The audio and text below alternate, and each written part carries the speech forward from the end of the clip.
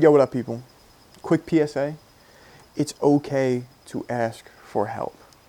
It's okay to be vulnerable. It's okay to feel like you're allowing someone to get that one up on you. And the truth is, if you're asking for help and this is the right person, they will not be getting any kind of one up on you. You have no right to feel that way. You don't have to feel vulnerable. And in fact, vulnerability is strength. The more that you are vulnerable, the more that you are in touch with yourself, the more you are open to growing. But it's okay to ask for help. It's seriously okay to ask for help. In fact, I think that it's healthy. I think that it's necessary. I find way too often that people choose to not ask for help, whether it's because they're scared or whatever the reason may be. They choose to not ask for help, even ask for help from themselves, and then they end up allowing this situation to pile up. They end up allowing this anthill to turn into a mountain, into the point where that mountain then explodes and now everybody around has to help clean up the pieces. Now, I don't think that that's healthy. What I think is healthy is asking people for help. Being open and honest and saying, this is what I need, and can you help me? Now, a lot of us don't know what we need, and now I think that that's the first barrier in between us and asking for help. Now, what advice I can give to you is that you can't ask for help if you don't know what you need, and so what you need to do is you need to evaluate what you need. And before dropping it on somebody else, before saying, yo, I hate this person, I can't believe this person, oh my God, I hate this thing, I can't believe this thing, before you pick up the phone and bombard a friend or a family member or a significant other or whatever it may be, before you do that, stop and ask yourself, what do I need? What do I need from this person? What am I hoping to achieve from this conversation with this person? And can I solve it? Instead of asking this person for help, can I ask myself for help? Can I redirect the attention and say, what can I do for myself? What can I do to help you? Instead of bombarding whoever else is around you. Now, I understand that a lot of what holds you back from asking for help is being a nuisance, and there's a fine line between asking for help and being a nuisance. Being a nuisance is not understanding the problem that you have before you bombard people with the problem. Being a nuisance is dropping the problem at people's feet before you even understand what the problem is. The problem is asking someone to make you feel like a complete person when you don't even know what it would feel like to be a complete person. If you don't know how to ask yourself for help, if you don't know how to address the things that you were dealt, then how can you ask somebody else to solve the problem that you were dealt? So yes, it's okay to ask for help, but it's also okay to ask yourself for help. It's okay to evaluate the situation that you are dealing with before you drop it on somebody. So when I say it's okay to ask for help, yes it is. And this isn't me just trying to redirect the attention back to you or back to the individual who needs the help, but can you be a responsible adult? Can you be a responsible individual? Can you sort through your problems, put them into boxes of what they need? Can you address the root? Can you understand the root before you ask somebody their advice on how you heal the root or how you destroy the root? I'm not going to go to a construction team and say, yo, house no good. And then they look at me and they go, so which part? And I go, that's it? That's it? That's all the information that you have? I'm sorry, that was funny. I enjoyed that. But that can't be all the information that you have. That can't be the only thing you have. When you drop a problem on somebody, at least give them context. And an understanding, a deeper understanding of what you're dealing with. My issue is that I think on it for way too long. I don't give people the opportunity to understand me. I sit with it for hours or days, and then eventually once it all bottles up and builds up to this one thing, then I know how to articulate it so well, and I know how to put it out there so well, but then I'm just saying, yo, I feel like my life is ending because of all these many lists of reasons that I've thought through for so long.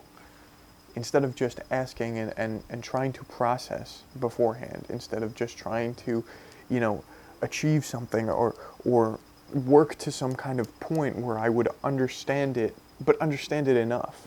Not understand it to the point where it has, become double the burden, but understand it to the point where I can just approach somebody and say, this is what I feel I'm dealing with. Can you help me sort through these things a little bit more? You don't have to be a one-person army just walking through this life. This life, there's so much shit that comes with this life. There's so many things in this life, so many different avenues of what a specific feeling means to you, and there's so much at our fingertips that our brain is constantly misfiring.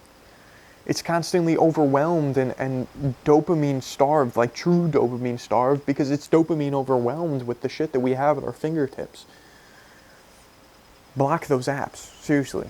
Maybe that's just me, but block that shit out. You need to learn how to cope through life without an instant dopamine hit, without turning the TV on, without turning your phone on, without, there's hours that will go by where every time that I get a break in between my video game, every time my video game hits halftime, then I will pick up my phone and I will start scrolling on Instagram until the screen loads back up. And then past the time that the screens load back up, I'm just sitting there and I'm still scrolling and I go, oh shit, there's a game in front of me, I want to play my game, all right. Instant dopamine to dopamine, dopamine to dopamine. That's not me processing through things. That's not me understanding the issues that I have at hand. This is not me dealing with shit. And then if I feel like shit that day or the next day, I guarantee you I'm not the kind of person to stop and sit, because I've overwhelmed myself with enough dopamine to the point where I'm so starved of any real life that I won't have the patience to stop and sit. I will just then say, yo man, I don't feel good. Yo man, can you help me? And it's okay to ask for help. That's okay. But you have to acknowledge who put you in that situation, and that in those situations, that was me. It's okay to ask for help. It's okay to be vulnerable, but address the empty space that you're punching at first. If you keep swinging and you keep missing whatever you're swinging at, and you keep just aiming in that same direction and punching in that same direction, don't you think that you should assess the situation around you before you keep punching at that empty space? If your goal is to tear a wall down, can you acknowledge where the walls are? Because the lights are off right now, and you're standing in the middle of this empty room and swinging and punching at the air with all your might, and you didn't even stop to walk around and have the patience to feel your surroundings and mime it out. Let's put it that way. You were not enough of a mime in this situation where you understood the walls that are around you before you started trying to tear them down. And seriously, do understand the walls around you, because the walls that you're tearing down, they could be a key foundation of you. That's not me saying keep walls up for the entirety of your life, but there could be a picture frame on that wall with this beautiful picture inside of it, of something that is key to you, key to your development. But if you want to tear that wall down and you want to do it fast, with no patience and no understanding for what you are doing, then you will take that piece of you away. And maybe you need that piece of you. Maybe that piece of you is something that is key to your growth. Maybe understanding it is also key to your growth. So the more that you sit there and aim at that empty space, the more that you sit there and drown that noise out by just constantly moving and constantly trying to do, the less you will understand your surroundings, and the less that you will understand your surroundings, the less that you can understand enough about your surroundings to actually grow from it. You can't treat a plant if you don't know what's wrong with the plant. You can't give it water if it's already got too much water. But that takes a patience and an understanding and an observation. That's the word I'm looking for. It takes an observation. Now I find I lack a lot of patience. I lack patience to stop and look myself in the mirror. I lack patience when I walk my dog around the block. I would like to rush her back inside because I'm so used to being inside in a specific scenario that I would just absolutely rather, there's a bees trying to get in the shot. Anyways, but I lack that patience when, trying to dodge him. I'm sorry. I lack that patience when I'm walking my dog, because the outdoors and appreciating the outdoors as beautiful as it is, it requires a level of patience. And I lack that sometimes, and that's a personal flaw, something that I need to address within me. Why do I feel like this life isn't beautiful enough to truly appreciate, to truly step into, to truly take part in? Why is presence an issue? Why does presence require patience? Presence requires patience because that's what presence is. Presence requires sitting there and being present within a moment and not expecting anything from it. We're in a world where we expect something from everything. We're in a world of consumption. You are able to consume every single thing that you are handed in whatever way that means.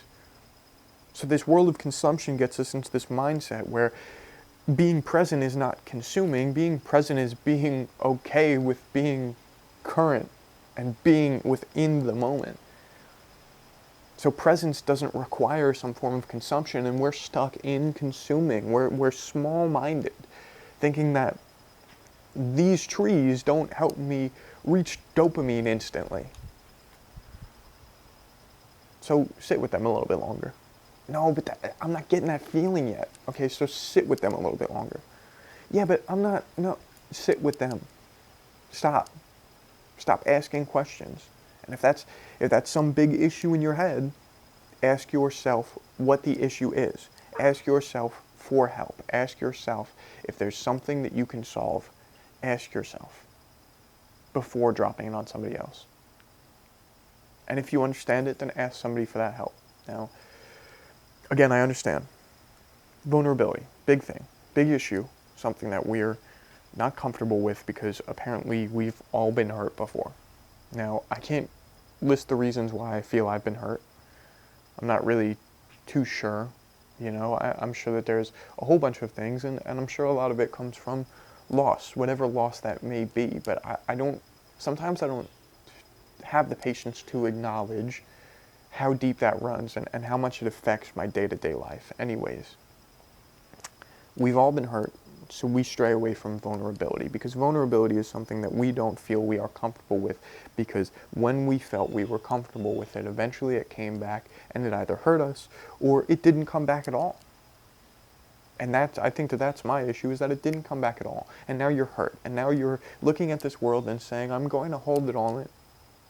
I'm going to hold it all in until the point where I can't hold it all in anymore, and I'm going to feel like my life is not worth living, because that will get me close enough to the things that left me that I will feel some kind of satisfaction based in the fact that I tortured myself enough to the point where I could actually feel something.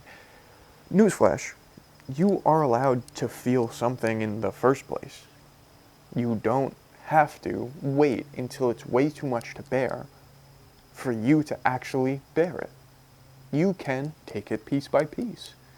Before you text that friend, this shit pissed me off, understand what pissed you off. I can guarantee you there's a deeper root to fucking everything if you look for it. There's a deeper root to every situation that you go through. If somebody cut you off in traffic, the deeper root to why it bothers you so much is because when they slow down, you don't have the patience to sit there. And now that's just me projecting here, but there's a deeper root to all the shit that we deal with, all the shit that we go through.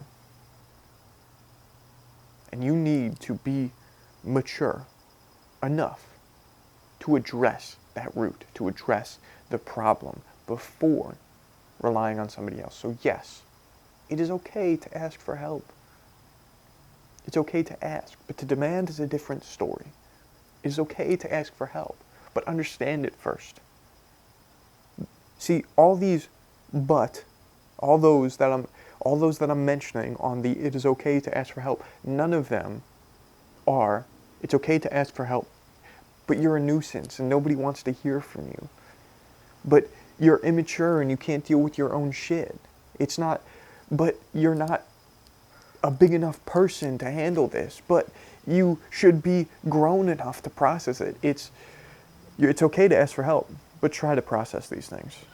It's okay to ask for help, but try to think these things through and understand what you need first. None of this is that self-judgment voice that you have in your head. None of this is the idea that you aren't enough if you can't deal with your own issues. This is all the idea that you may not feel like enough, but you need to take steps towards feeling like enough, towards feeling like you don't need someone's help, before it's truly acceptable and truly non-toxic for you to then ask for somebody's help. But there's two things that you can't do. The two things that you can't do are either holding on to it until it explodes, or not, what are the two things? Holding on to it until it explodes, or dropping it on somebody before you even understand it. Understand it, please. Please do. Please address the problem that you are facing before you ask somebody to face it with you. Like I said, you can't tell a construction team, house no good, and then not give them any fucking direction. They're going to maybe start by tearing the whole house down. And then if there's these pillars that you like within that house, then those pillars are going to be gone and destroyed, and you're going to miss them. Bottom line is, vulnerability is okay. It's okay to ask for help. It's okay to be a human being, and it's also okay to ask yourself for help. It's okay to take time, to have patience and process through what you need to process through. And once you do that, once you handle enough of it, it's okay to approach people and wonder and ask for some kind of advice or some kind of direction. Maybe take this as help. Please do, in fact. This is what I do it for. Please understand that I'm here to help. And I hope that you're here to help me. I hope that you guys can understand me the same way that I can understand you, or I hope that I can understand you at all. It's okay to ask for help. Seriously. So do it. Once you acknowledge what you're dealing with, do it. Acknowledge those surroundings, depict those surroundings, and then truly process those surroundings. And ask somebody if they can help with the demolition project. I would say it's that simple, but it's not that simple. We all know that. I love you guys. Thank you guys for listening. It's okay. It is okay to ask for help. Be good.